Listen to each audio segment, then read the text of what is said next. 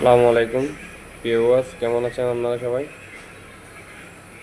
আসলে আজকে একটা জিনিস দেখে খুবই মর্মাহত।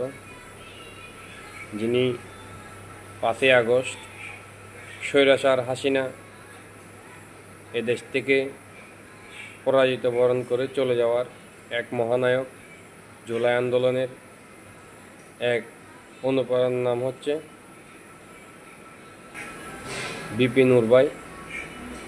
আসলে প্রশাসনের সেক্টরের পুলিশ, সেনাবাহিনী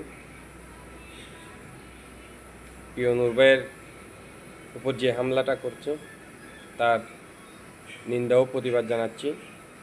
চলুন সেই হামলার ভিডিওগুলো আমরা দেখে আসি।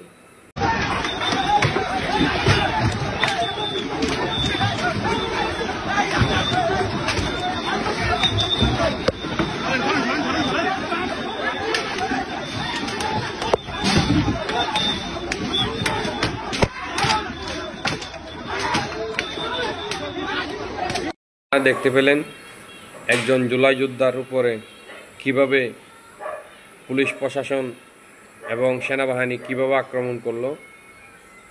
এর উচিত বিচার আমরা চাই।